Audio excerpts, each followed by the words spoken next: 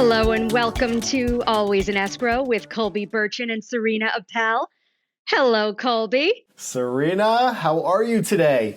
So excited. I could, in fact, be a little bit buzzy, if you will, because today we are speaking with Elizabeth Kelly Grace and Julie Mullen of the Buzz Agency. Elizabeth and Julie, welcome to the show. Hey, thrilled to be here. You know, Serena, I've known Liz for 25 years, and we met on a spin bike, and our friendship blossomed.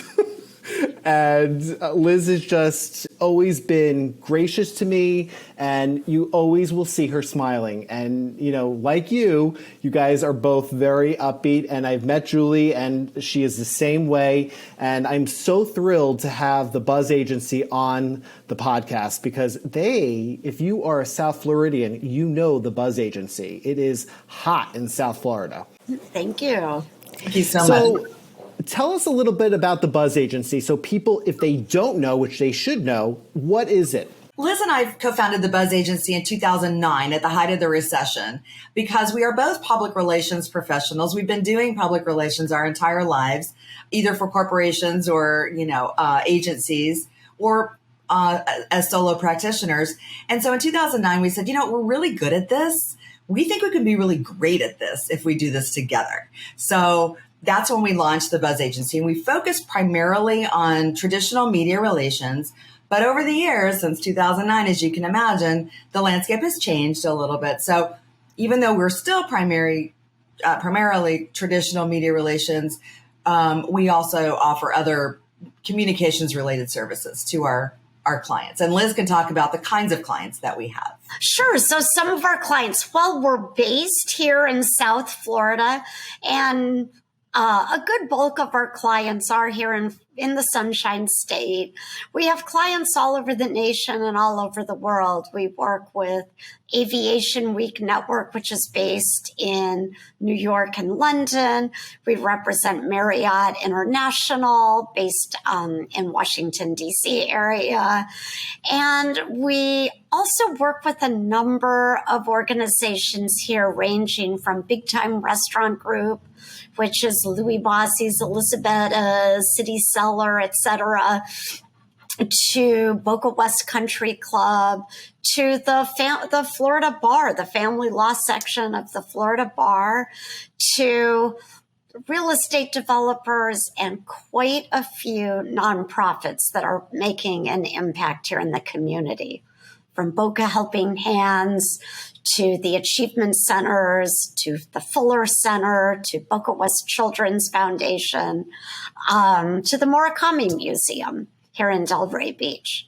So we have a wide range of clients, and we really love all of them. So when you're working with your clients, are you working with your clients, and do you have a team? And can you tell us any recent projects even with these clients that you've been working on that we should know about? Well, sure. We have a team. There's 6 of us full time, and then we have 2 consultants in addition to round out our team. But Julie and we take our clients and kind of divide them in half.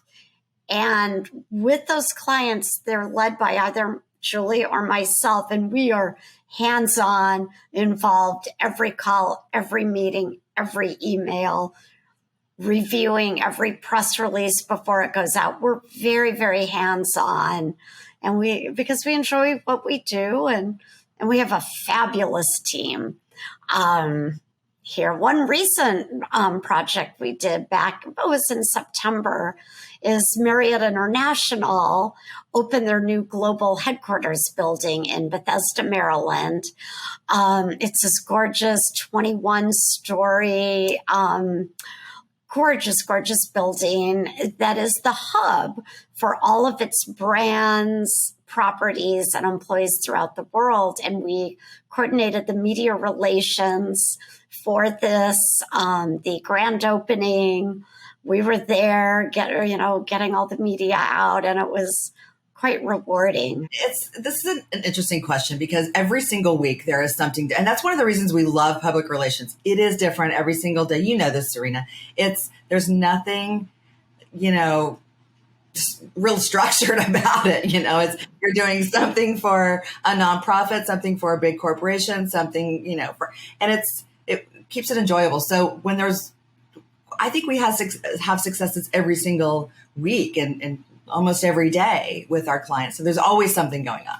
So I have a question. Is it better to get in when a business is starting, or is it okay that a business is already established and they come to you? What do you prefer?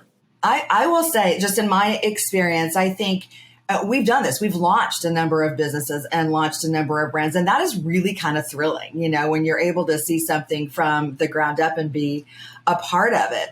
But public relations is an ongoing initiative. It never ends. And I don't care if you've been in business forever, there's going to be a competitor that's opening up down the street from you. You always need to be out there in front of the community. So it really, of course, it's imperative when you're launching a new business, but it's just as crucial when you're trying to maintain and grow a current business. I think a mistake is for an organization, whether it's a new restaurant, a new hotel, whatever it is, to hire an agency for 6 months and get all this great media and then stop. Then people forget about it. Oh, whatever happened to such and such? I don't hear about them anymore. You need to keep them. Yeah, exactly. And is there different budgets that you have, package deals, or you just take it and you look at it and you say, this is what you need to have, this is how much it's going to cost? Well, it's very different, obviously, from a launch, which involves, paid advertising and, launching the social media channels and maybe even launching a website. I mean, there's all kinds of marketing tools that you use when you launch a business, and of course, ongoing as well. But in our agency, much like many agencies are similar, we work on a retainer basis. And basically, in our very first meeting, and then through the proposal and the presentation process, we determine what needs they have, what we can provide, what will be their best investment, marketing-wise and communications-wise, and how much that's going to cost, basically, on a monthly retainer. Granted, some months are crazy busy and some months are a little slower, but it all evens out in the end. But Liz is absolutely right. You can't have a successful campaign for 6 months. It's impossible. You can't do it. It is absolutely ongoing. And I'm not just saying that, to benefit our business. It's absolutely true. People have short-term memories. The news cycle is too quick. People forget. You have to keep reminding them. What are your favorite ways, or we like to talk about our out of the box thinking. What are your favorite ways to introduce your clients to the masses, through events or through one-on-one meetings? Are there any tactics that you want to share just generally? To me, there's nothing as powerful in what we do as media coverage, whether it's television coverage, magazines, newspapers. People see that, and then taking that media and then having the clients or ourselves put it out on social media, so you're reaching even more people and tagging back to the news source. And to me, it's, and I know Julie and our whole team feels this way too. Every day we have a monitoring service that throughout the day sends us the media hits we've generated for our clients. And there's 20 and 30 a day. And just to see them, it's exciting, and sending it to the client, here you are. It's very rewarding and exciting. I agree. It's such a thrill. It's such a thrill getting media placements. It is. Day after day. Big profile or feature coverage. There's nothing like it. But I will tell you, and Serena, you guys know this, we're in the business of storytelling. And that's our favorite part of the job, is telling our clients stories. And we have a hefty portion of our clients in the nonprofit industry, and there's always a million stories that you can tell. And we are glad to do it. And we spend a lot of time with our clients learning what these stories are, interviewing the people involved so we can share them, because people respond to stories. They don't care about a new building as much as the guy that helped build it or design it or something. You know what I mean? It's the story behind the story. So I'm sure our audience, because they always ask this question, are there any like cringeworthy moments that you're like, oh, I shouldn't have done that? Well, the first cringeworthy thing, and Liz, I'll let you take it from here, but I can't tell you the number of times we've been asked over the years, well, will you take equity in our business rather than a retainer payment? We're like, no, we will not. Now, in hindsight, I can't tell you any single company that we've made that wrong decision. I would say when clients don't take the time to do media interviews when requested, we always tell our clients, okay, if you're going to sign up with us, we're going to get interviews for you, and you might not have very much time. So when we say, hey, Channel 5 wants to come interview you, and they're like, yeah, maybe a week from Thursday might be good. No. And it, to me, is, it doesn't happen very often. We have fabulous clients who are really cooperative and excited, but to me, that's PR nightmare. Yeah, because the press really does drive the schedule, right? We're on their schedule. When they need that interview, we need to make the time. Exactly. And our clients are very good about that. But yeah. Giving them all the details they need, making sure it's like, we deliver everything. We make it easy for the journalist, Colby. That's where I think people don't realize how much time and care we put into our job. And we're so thorough with details and providing every single resource necessary in order to make that story go live and be thorough and deliver key messages. So, it's really a amazing profession because, like Julie's talking about storytelling, we're the ultimate storytellers. We really are. And we are telling stories in the lens of the media, in the lens of TV show or news segment, whatever it is, because we've crafted so many, we've done so much work. And I can say that we all together have had so many experiences that we really know what we're doing here at this point to really bring the story to life and share what our clients' work is. And, the bottom line is delivering those key messages. One of my favorite things to do each month, one of the services we use is called Muck Rack. And every month they put out this month in bad PR pitches.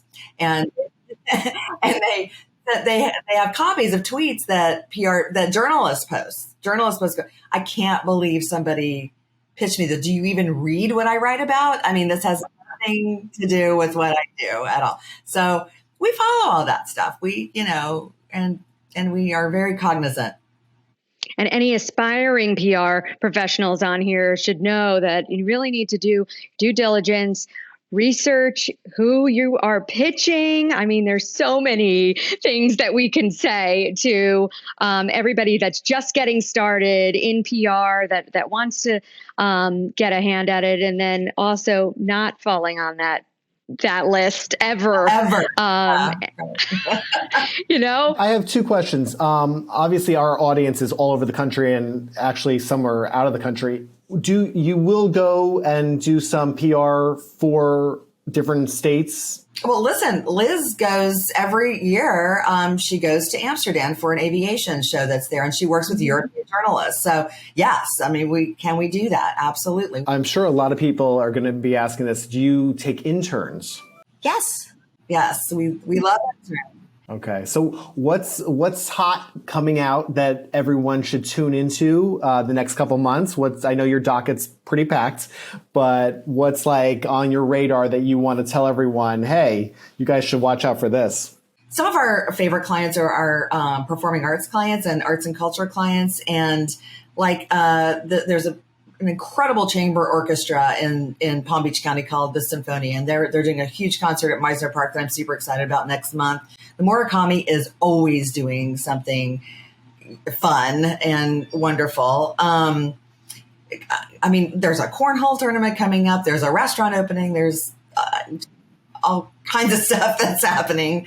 Wow. So can our followers pretty much like tap into Instagram, or where can they see some of this buzz happening so that they can follow along? What's the best place? We have a blog on our website at thebuzzagency.net under news, and all of our press releases and events and everything that we do is posted there. So thebuzzagency.net/news. Mm-hmm. And Instagram at The Buzz Agency, Facebook as well at The Buzz Agency. But the website has everything and we update it regularly. That's fantastic that you share. I feel like so many agencies that I've worked with, we kind of don't do such a great job of sharing. It's like only the outreach, but it's so amazing. I'm going to definitely jump on and check out everything that you are working on, everything that's to come, even look at the archives too, because I am so excited about all the work and speaking to you both today. It's really fantastic. Tell our audience how they can find you, how they can get in touch. Any prospective clients, get in touch with the Buzz Agency. I forgot to say the Delray Beach Public Library, which is also one of our clients, and that's actually where our office, that's where we're housed in a portion of that. It's awesome. They're having an SNL character for their Laugh at the Library in February. So wow. James Austin Johnson, he's so funny, and he's on the cast of SNL, so that'll be good. Anyway, thebuzzagency.net's our website. At the Buzz Agency is Instagram, LinkedIn, and Twitter. At Buzz Agency is Facebook. And then to email us anything, it's TBA for the Buzz Agency. Funny. TBA at thebuzzagency.net. Ladies, thank you so much. From the bottom of my heart, Liz, you know how much you mean to me. Thank you so much. I'm so excited that you came on today, and I think the audience is going to just eat it up. So, yeah, and I love PR even more talking to you both. So thank you. Yeah. This was so much fun. We so appreciate the invitation. Just loved it. Thank you. More to come. Yay. More to come.